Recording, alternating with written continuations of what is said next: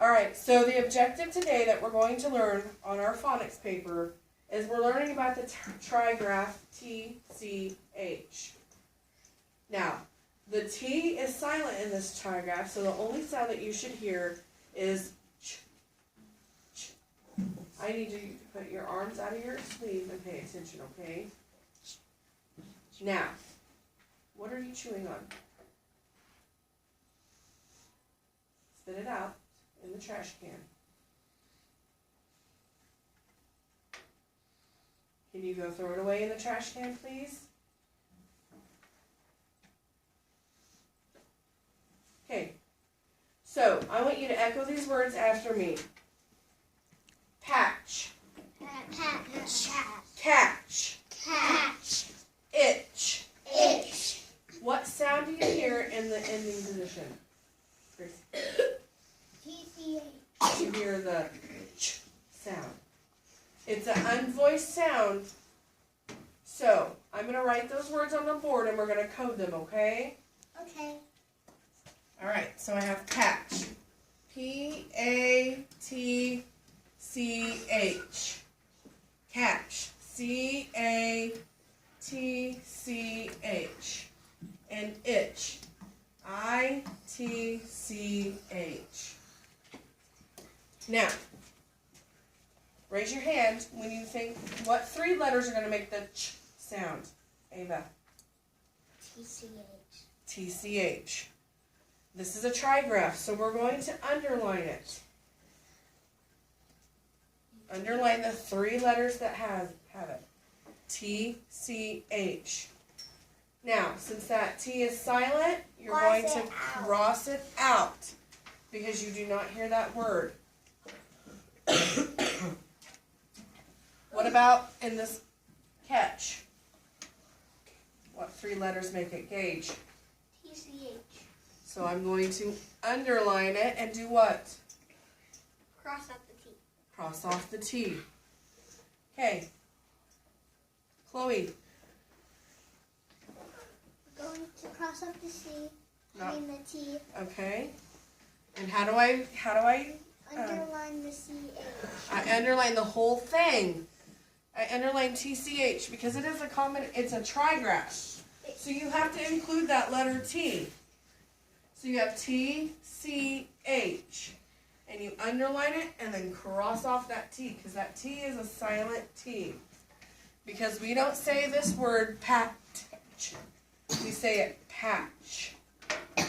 Miss Frank, since there's patch on our paper, can we code it like up there? You sure can, but we're probably not done with patch. Let's see what else we need to do to code it. What else do you think we should do to code it? Ava? A brief on the A. A brief on the A. Why? Because it says A. Ah. It's a short vowel sound, isn't it? Okay. Is it a long day and a page? Yep. Okay. So let's review this. Our trigraph consists of what three letters? T-C-H. And which one is silent? Ava? Which letter is silent? T. Okay. And what sound does this trigraph make? Lynn? That's exactly right. Now, does this trigraph, I need your eyes on me, okay? Does your trigraph make a vowel sound or a consonant sound? No. What's it make? Say it. Consonant sound. All right. Let's see. What do I need to do on catch to code it? Gracie? Put a brief on the A. Okay. And a On what? and then put a K back on the C. Put a K back on the C. Why am I putting a K back on the C? What sound does that C make? It makes a k sound. Atch.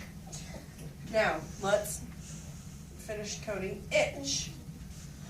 Jalen.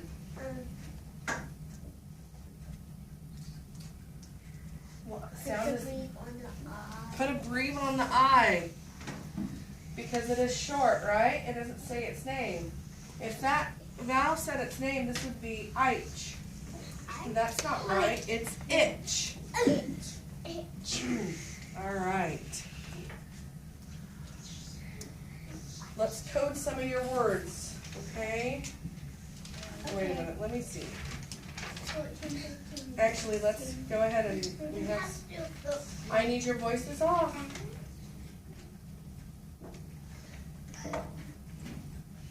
So, now that we learned this sound on number 13, this is how you're going to write it down when you have your spelling reviews, okay? You're going to say CH, final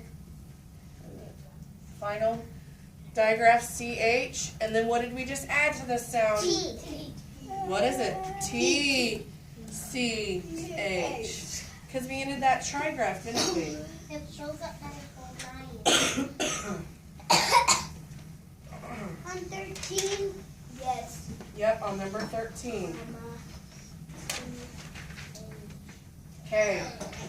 Number 14 and 6 through 16, we're going to spell some words, okay? Voices off. How is it done? Okay, I'll help you. Is it CH at the end? It's TCH at the very end. It was CH, final digraph CH, and then TCH. Tell me TCH. All right, hands up. The first word we're going to spell is catch. Ready? Atch. Atch. Spell that word for me, please. I'm going to call on Natalie. CATH. C-A-T what? CH. Thank you. All right, number 14, that's catch. Everybody needs to be writing it down. Number 14, itch. You mean 15? Yeah, 15, thank you. Hands up. Itch. In. In. Gracie. ITCH. Great job. ITCH. Last word. The longer words, matches. Hands up. Ah. Ah. Think about some of your spelling rules on this one. Okay. Gage, you haven't spelled the word yet. Okay. Ah. What makes the ah sound?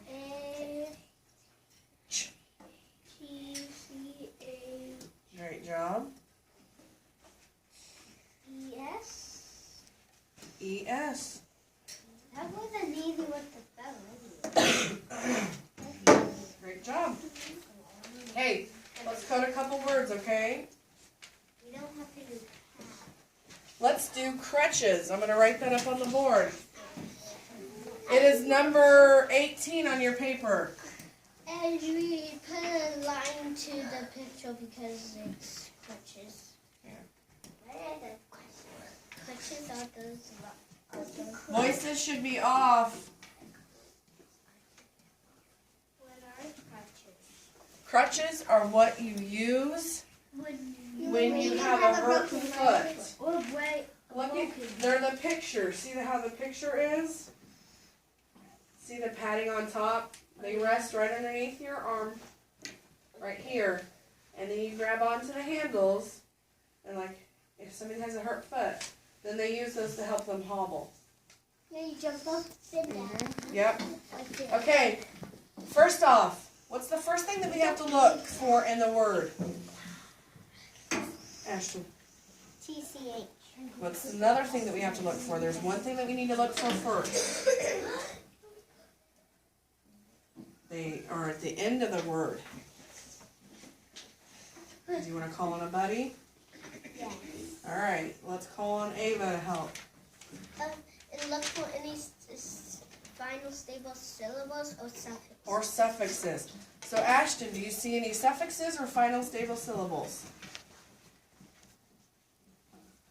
What do you see on the end of this word? CH. No. Look at the very end of the word. Do you see any stable syllables or suffixes?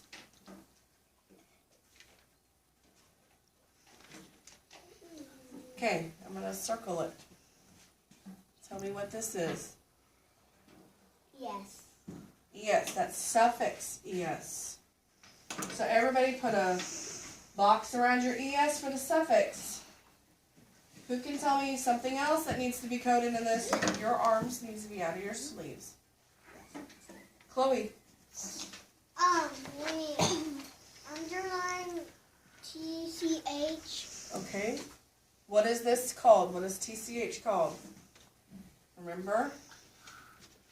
Trigraph. Trigraph. Do you know why the tri is in front of it? Because tri means 3. Jalen, I need your eyes on me. And we cross off the T. We cross off the T. How come? Because it doesn't say. Because the Doesn't T is, say it's silent, right? yeah. Okay, what else? What's one more thing? Gavin, I need your eyes on me. One more thing. Tell me. K back on the T. K back on the C. How come? Because it sounds like a K. Because it sounds like a K. There's one more thing. Zoe. Short U. Short U. What do I put over it? What do you say? Can you put that in your desk? All right. Can we say this word? Crutches. Crutches. Jalen, eyes on me. Put your pencil up on your desk. Did you code this word with us? Okay. Okay. So, we're about running out of time, so I need you to flip it over. And I need you to read through this. I'm going to help you read through it real quick. Matt and Mitch play on a team named the Sluggers. Matt is a pitcher and can throw a great curve pitch. Mitch is the team's catcher. He rarely misses a pitch. Sometimes they switch places just for fun. Both boys can run really fast. They make home runs if they get hard hits. The team plays on a patch of ground near a deep ditch that attracts chiggers. In the springtime of the year, the boys itch and scratch from all the chigger bites they get playing on the lot. Many of their hits go into the nearby ditch if the boys can't catch them. They have been trying hard this year to be the best. If they play well this year, they are sure to win the round robin. Okay, so you guys need to finish doing the answers to these. I'm going to read them to you. What is the name of the team? Gavin. Sluggers. Write that down. Can you mark it up on the board? Sluggers. SLUGGERS.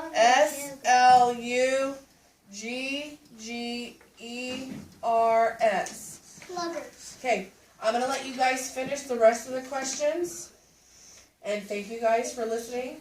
So today we learned Trigraph TCH.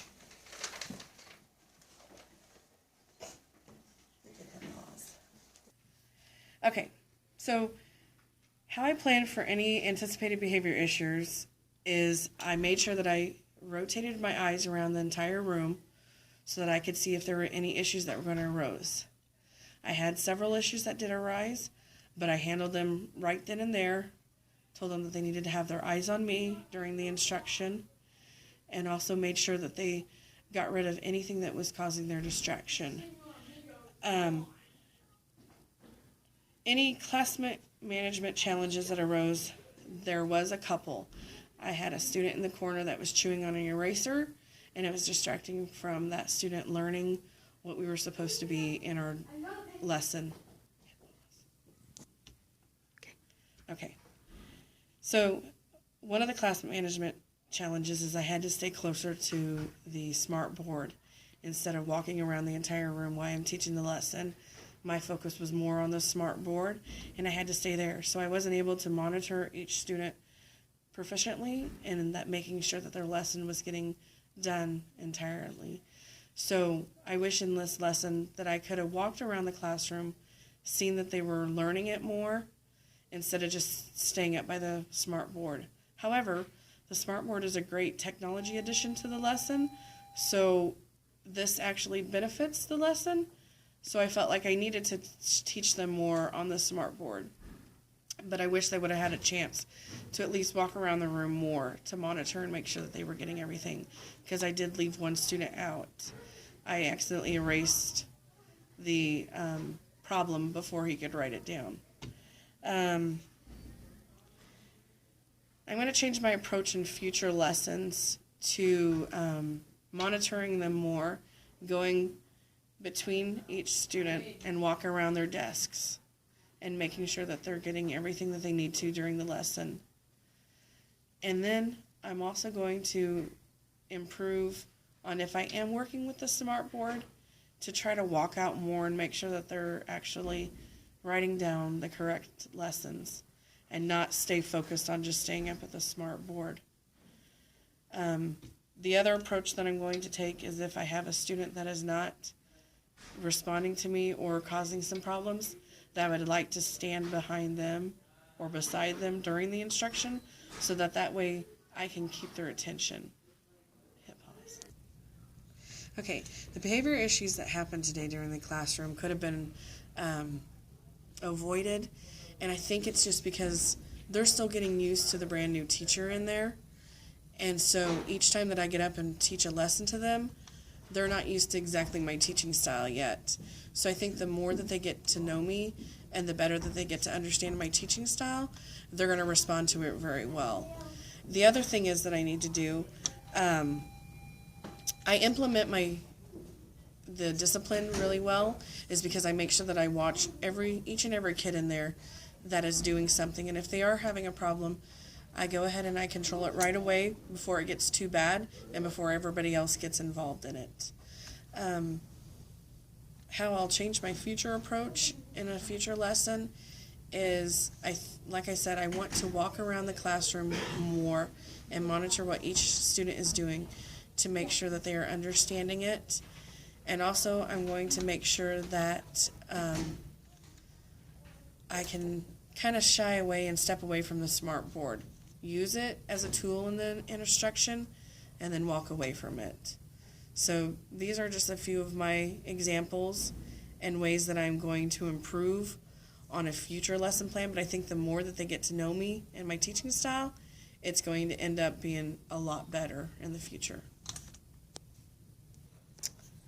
Okay, another approach that I'm going to do on a future lesson is I'm going to make sure that my voice is strong, my teaching voice is strong, that I also slow down my teaching voice so that everybody can understand exactly what I am teaching. I know that in younger grades, if the teacher talks faster, it's much more harder for them to comprehend the exact lesson that is going on. So that would be another future thing that I would try to improve. I hope that I can get better as I go along, and I know that I will. So this first lesson was just kind of a trial run, and the next time I do it will be much, much better.